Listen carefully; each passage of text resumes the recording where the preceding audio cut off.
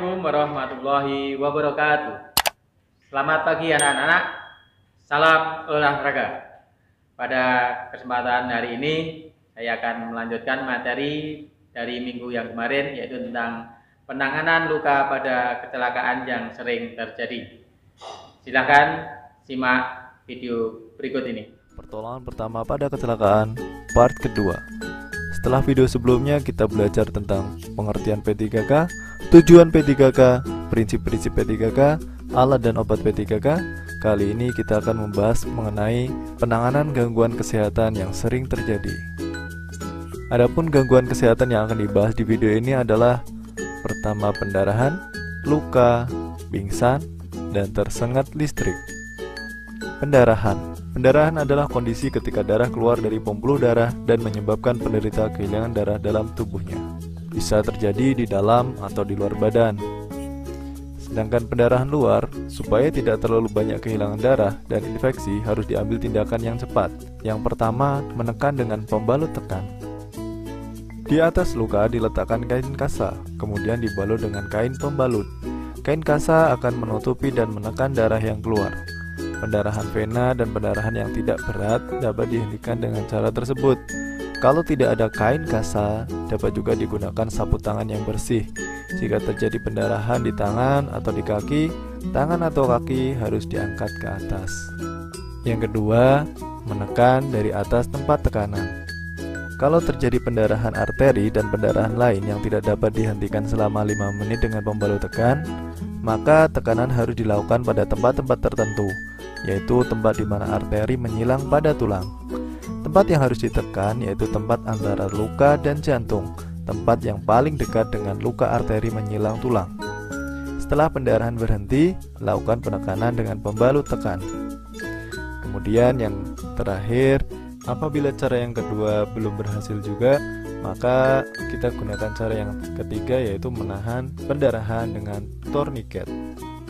Menahan pendarahan dengan torniket hanya dapat dilakukan dalam keadaan yang memaksa sekali, karena penggunaan torniket ada bahayanya. Jika penolong menggunakan torniket, ia harus segera memberitahukan kepada dokter bahwa ia menggunakan torniket. Yang kedua adalah luka. Luka adalah jaringan kulit yang terputus, robek, rusak oleh suatu sebab. Macam-macam luka ada 4, luka dangkal, luka dalam, luka bakar, dan luka memar. Luka dangkal seperti luka iris, luka lecet, dan lain sebagainya. Kemudian luka dalam ada luka tertusuk, luka tertembak, dan lain-lain. Sedangkan luka bakar seperti tersiram air panas, bahan kimia, atau tersengat listrik. Sedangkan luka memar biasanya akibat benturan benda keras. Kita bahas satu persatu tentang luka. Yang pertama adalah luka dangkal. Luka ini seperti luka iris, luka lecet, dan lain-lain. Dasar-dasar pertolongan pada luka dangkal. Yang pertama, hentikan pendarahan.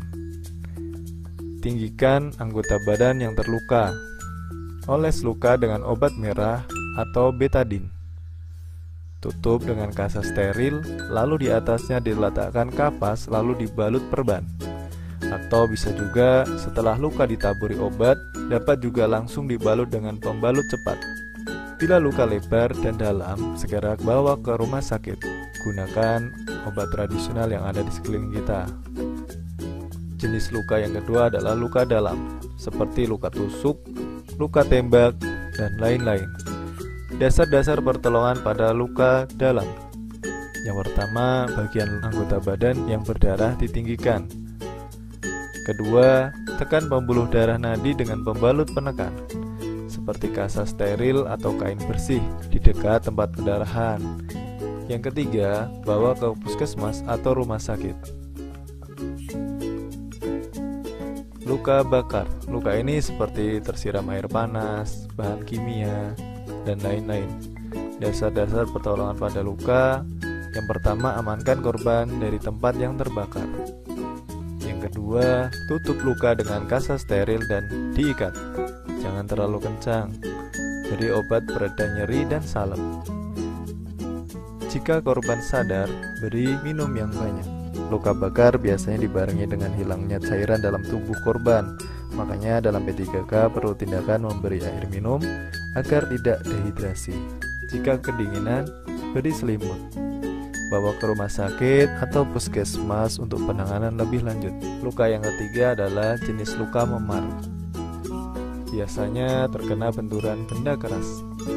Dasar-dasar pertolongannya, yang pertama, bersihkan bagian luka, bisa dengan air atau obat pembersih luka. Cara membersihkannya dengan pelan-pelan ya, untuk meminimalisir rasa sakit. Kedua, kompres luka dengan air dingin. Pada dasarnya luka memar akan dibarengi dengan pendarahan dalam. Kompres ini bertujuan agar mempersempit pembuluh darah yang mengalirkan darah ke bagian luka, sehingga jika darah yang mengalir sedikit diharapkan akan meminimalisir pembengkakan pada luka. Yang ketiga, biarkan luka sembuh dengan sendirinya.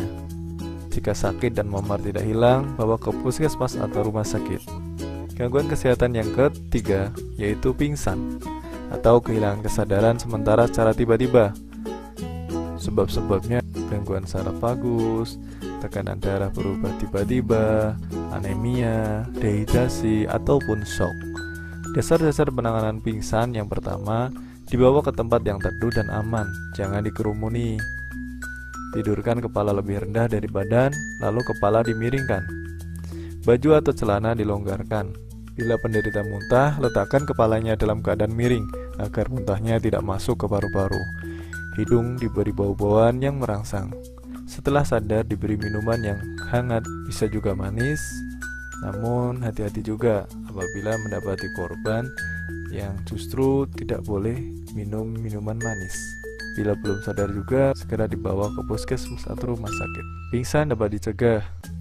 Yang pertama, sebelum upacara bendera atau kegiatan fisik, sarapan dulu.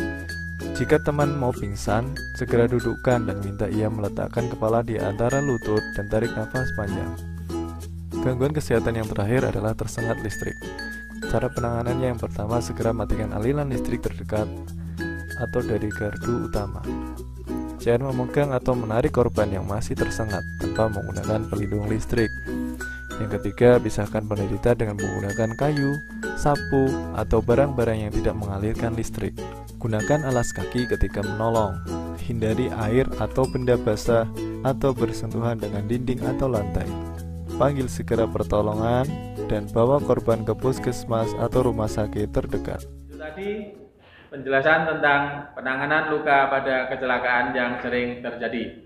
Jangan lupa absen di kolom komentar dan like dan subscribe pada Muliska TV.